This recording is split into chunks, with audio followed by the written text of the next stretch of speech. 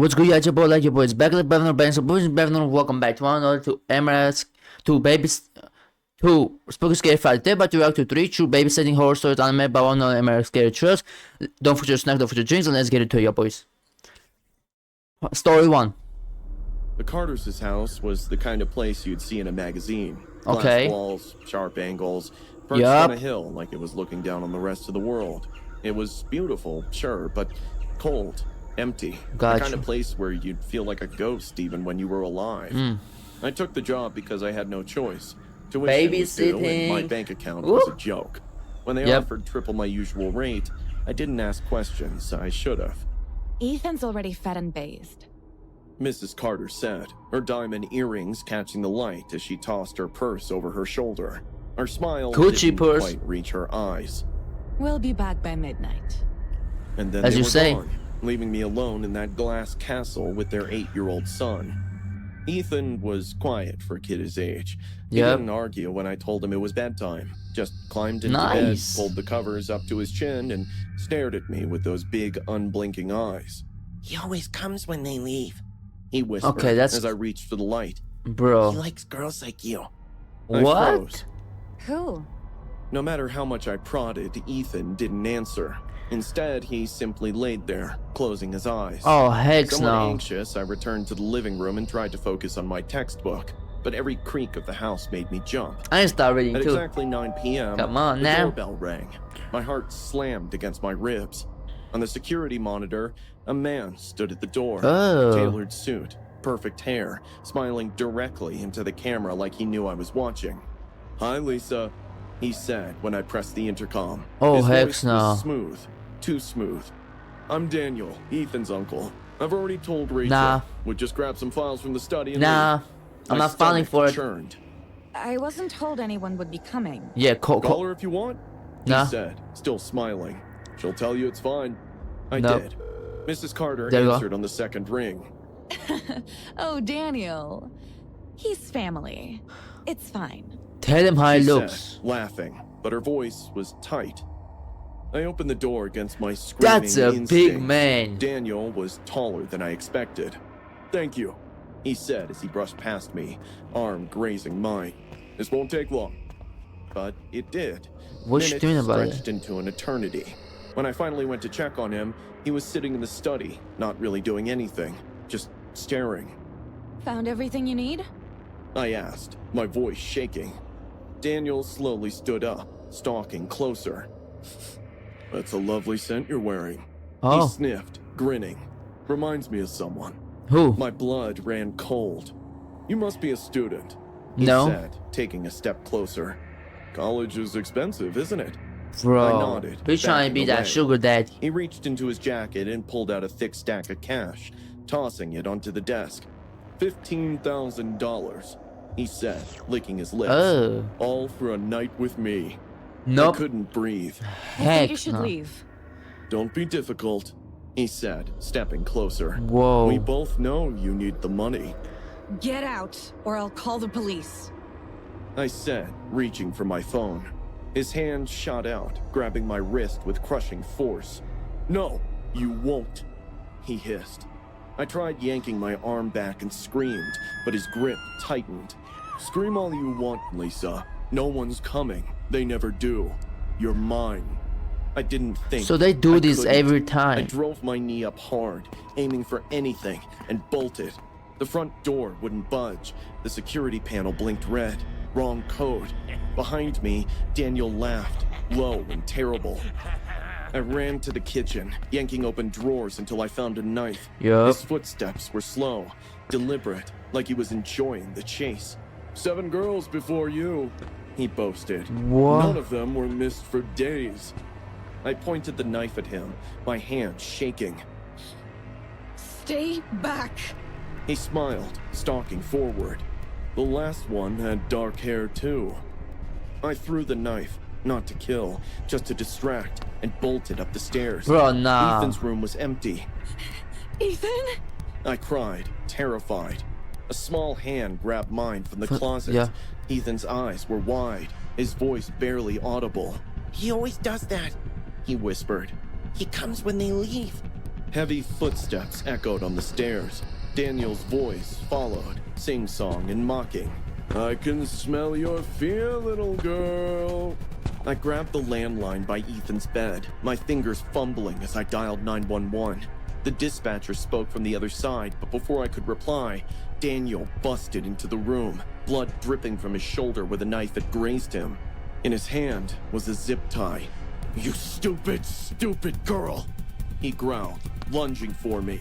Struggle ensured as he jumped on me. We both rolled out of the room, moving to the stairs. I kept punching and kicking him, but he was too strong. He dragged me down the rest of the stairs and pounced me on the hard floor. Just when I thought it's over for me, I heard cop cars. Daniel stopped and I noticed the color from his face fade away. Who the hell called the cops? Me, He bitch. screamed in pain mixed with Not me, anger. her. I did. I hate you, and I hate mommy, daddy too. I saw Ethan standing on the stairs. W, He was Ethan. crying, I but when see the you, police Ethan. dragged Daniel That's what away, I'm talking about. He kept yelling how he'd get bail in no time. 6 missing babysitters over 3 years. The Carters were arrested as accomplices.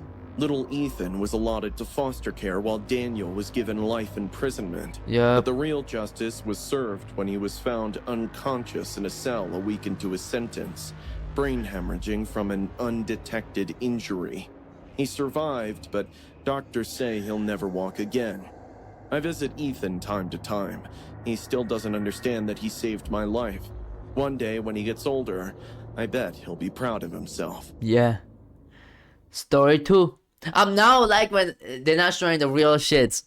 I can't. Emma's quite the storyteller. I mean, Mrs. Hayes laughed, checking her diamond earrings in the hallway mirror. Don't believe a word she says. Just going through a phase. Mr. Hayes nodded, jingling the car keys. She's a good kid, though, with an overactive imagination. Attention-seeking, the therapist calls it. I forced a smile and adjusted my backpack strap. Their house was stunning. Modern art on pristine walls, furnitures that looked never used. That strange emptiness that comes with too much money. We'll be back by midnight. Mrs. Hayes promised, not quite meeting my eyes. Numbers are on the fridge. That's when I noticed her. 9-year-old Emma at the top of the stairs in a blue nightgown. Perfect blonde hair and eyes too devious for a child. Hi, Emma. I'm Fiona.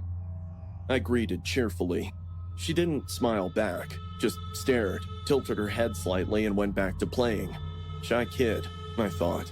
But the moment the front door closed, the kid's posture flipped 360. You shouldn't have come, Fiona. She deadpanned.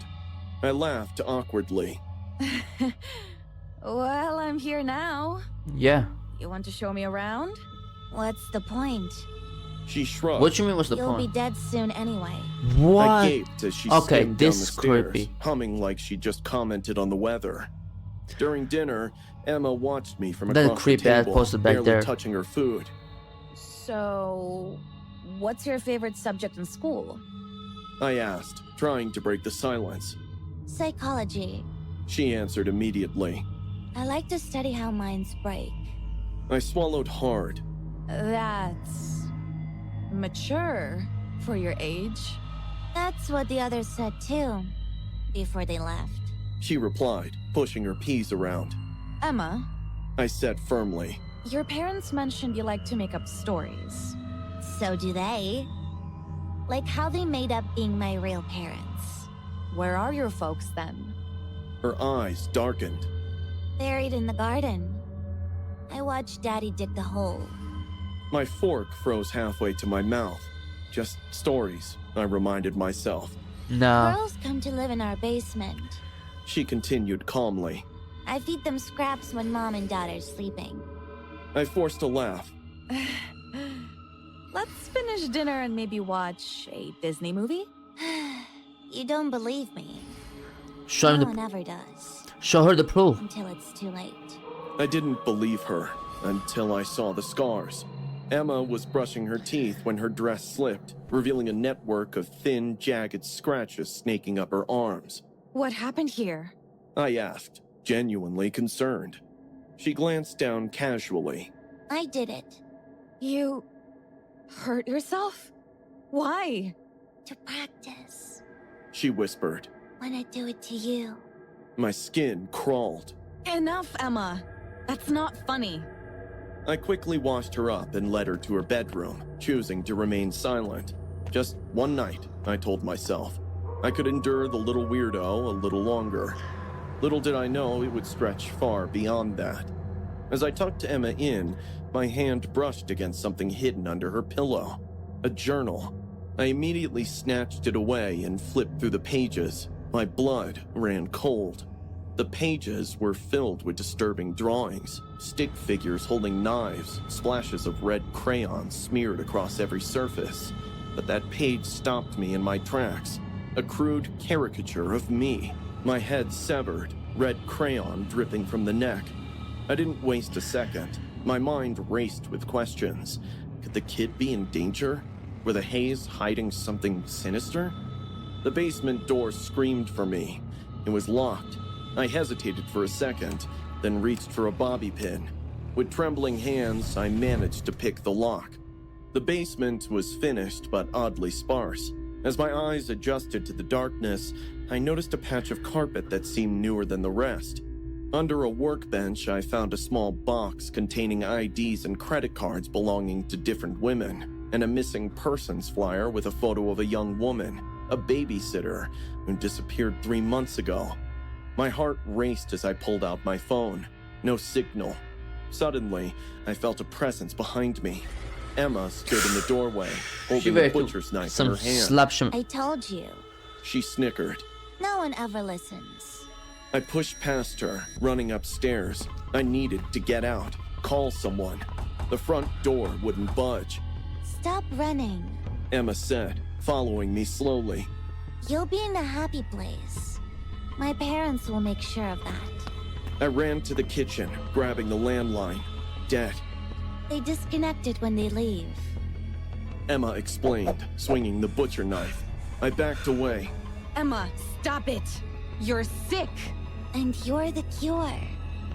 We do this every few months. Trap somebody disposable. See what happens. We? My voice cracked. Right then, I heard a car pull over in the driveway. Mr. and Mrs. Hays are back. Me, Daddy, and Mommy. Emma whispered. I started with Mom and Dad. Daddy didn't stop me. Said we had to protect the family name, the estate. Heavy footsteps moved closer to the porch. They like to watch the videos after. Emma continued, eyes darting to a tiny camera in the smoke detector. To see how long the babysitter lasts. I heard the main door open. Emma, you need help. Your parents are wrong. I demanded. You should hide. That's what the last one did. She lasted almost an hour.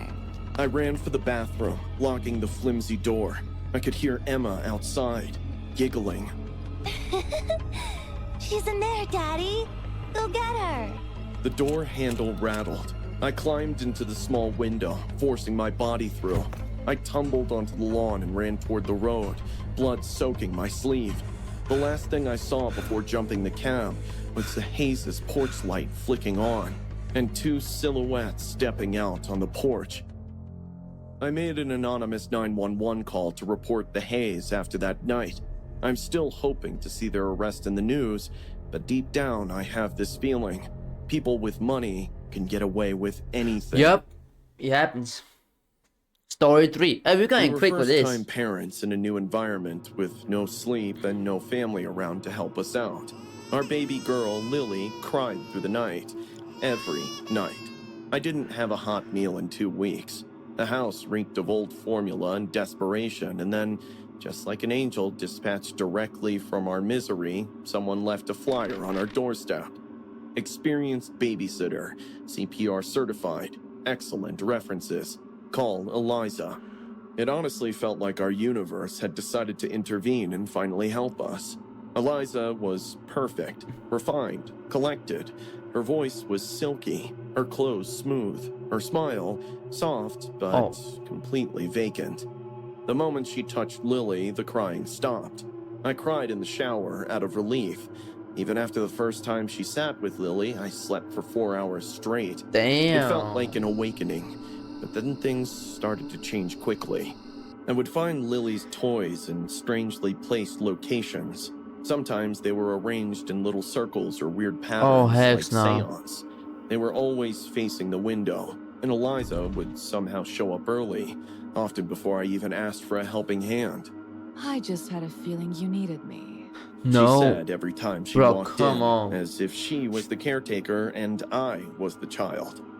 The baby monitor would crackle to life, even when it was off, and on occasion it would play lullabies I didn't know, old, peculiar songs that made Lily whimper instead of sleep.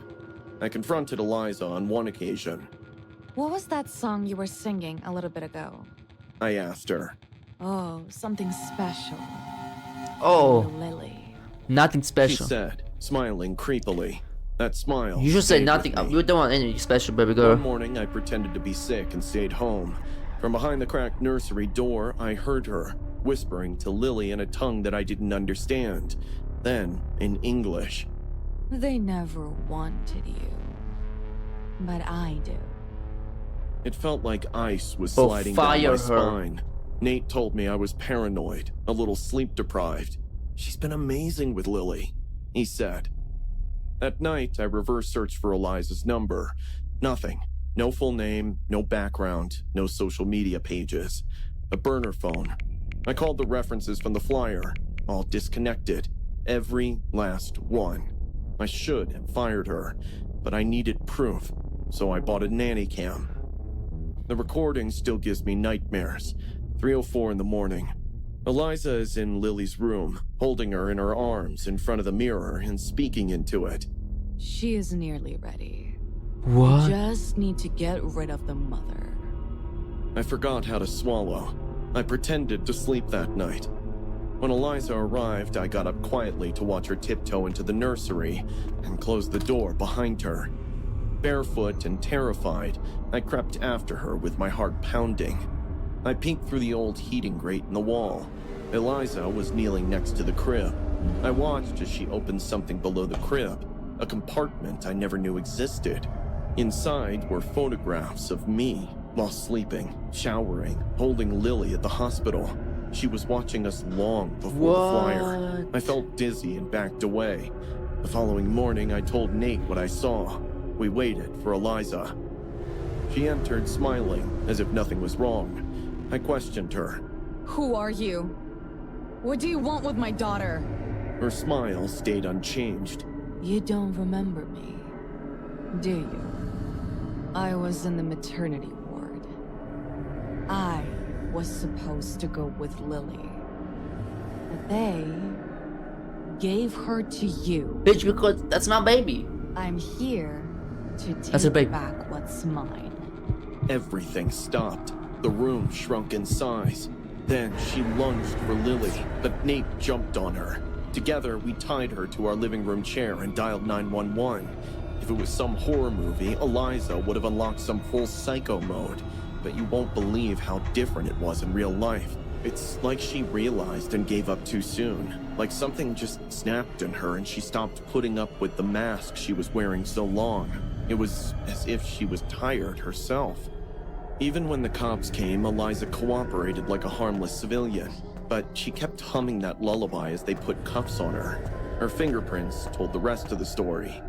Eliza Montgomery, a former NICU nurse, lost custody of her infant daughter years ago. I after her likes mental this. health Now I broke likes down. this. Her daughter died in a fire in a Damn. foster home. Since then, I'm telling you that. But listen, I like the animations. That's what I'm saying. I like the animations. Look at these animations. This picture's nice. targeting new mothers in our area. That's beautiful. Offering babysitting, leaving flyers behind.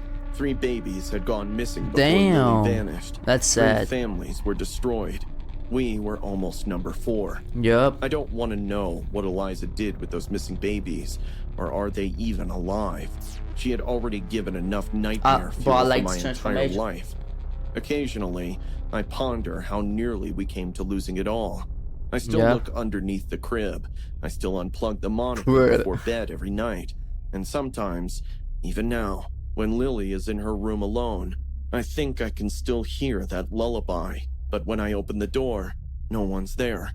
Take the mirror out. Lily, smiling at the mirror. Oh, heck no. I'm ending right here. Hope you enjoyed this. I'm gonna see you boys in the next one, and peace.